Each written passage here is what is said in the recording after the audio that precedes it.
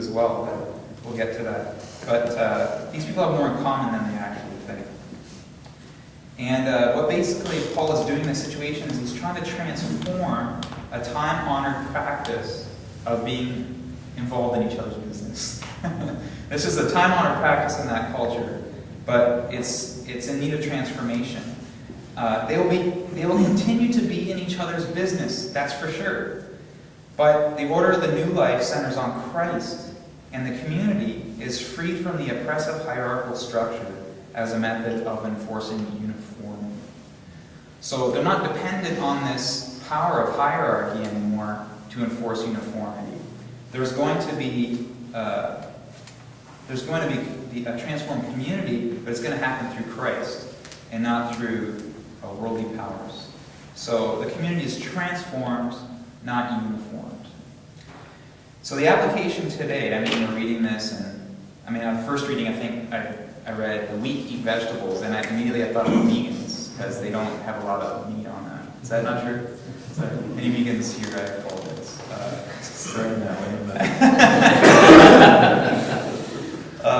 Yeah, the weak eat only vegetables. Anyway, that's my little jab at vegans for today.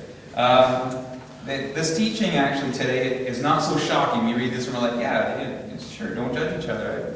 Doesn't everybody know that?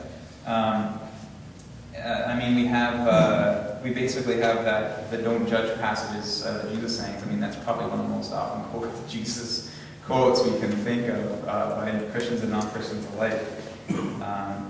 We have basically here in the United States, I'm learning this more and more, personal liberty is an unalienable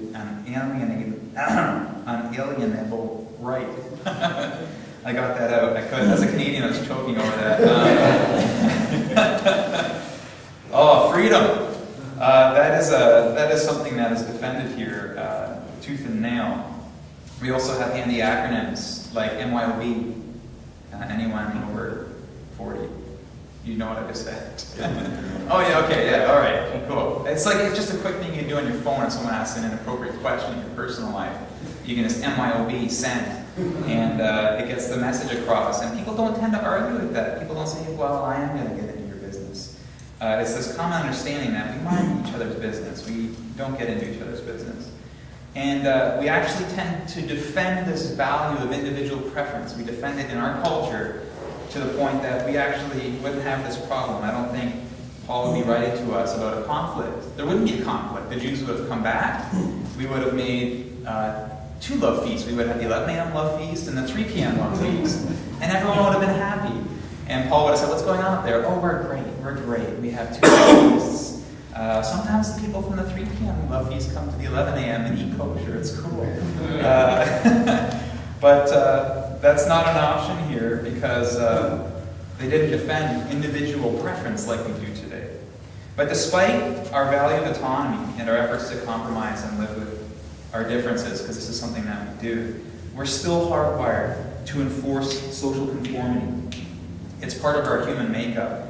Like Sociology 101, you go through folk ways and mores. We can't help it. We want to enforce ethical behavior. We want to enforce non-ethical behavior. It's just part of human behavior. Actually, almost dressed up in like a Hawaiian shirt and snow pants and like a whole different weird combination of clothing that's not acceptable as a visual aid, but I didn't want to distract from what I was saying. But you see what I'm saying? There are lots and lots of we enforce ethical norms, but we also enforce non-ethical norms just naturally as being human.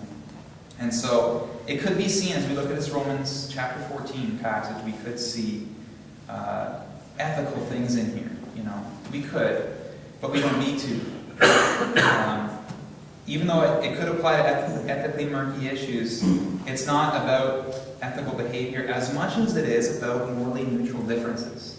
And so the question here that comes up is, how do we treat each other in the inevitable reality of morally neutral differences? We always tend to want to talk about big stuff, fornication, homosexuality, roller skating, computers. So that's our tendency, but we can take this passage in a much easier direction. And that direction is focusing on our non-ethical differences and how we quabble with them. And even though this is an easier direction as far as looking at the passage, it's not easy to do. The application's not easy. That's not what I'm saying.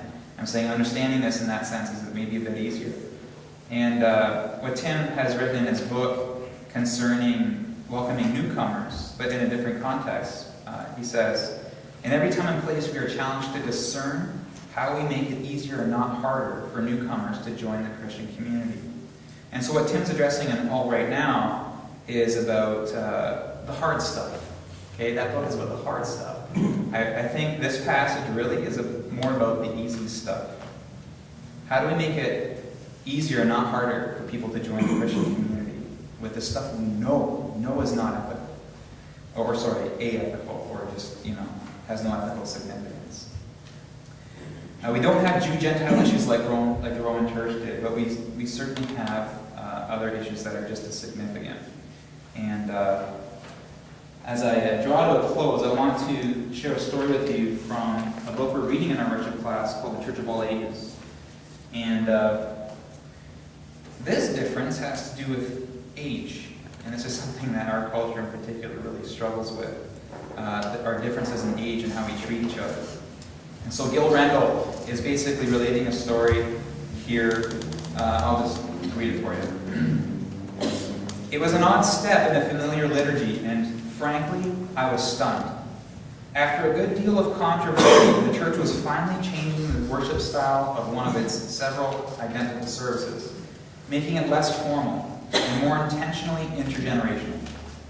Part of the design was to invite the youth of the church to distribute the elements of the bread and wine during the Eucharist each Sunday that the sacrament was celebrated at the early service. Even knowing that this change was controversial did not prepare me for what I saw. At the appropriate moment, the youth presented themselves at the chancel rail to receive the elements for distribution. But before the bread and wine were handed over, the youth all presented their hands, and the presiding minister walked from young person to young person to spray them with disinfectant. Each hand was sprayed and wiped germ-free. The elements were then handed over and worship continued. After some inquiry, I discovered that an agreement to move ahead with the intergenerational service had involved curious steps of negotiations that, at one point, hung on some older members' concern about the youth distributing the elements because of where their hands might have been. The concerns were finally addressed by agreeing to disinfect the youth in order to include them in leadership.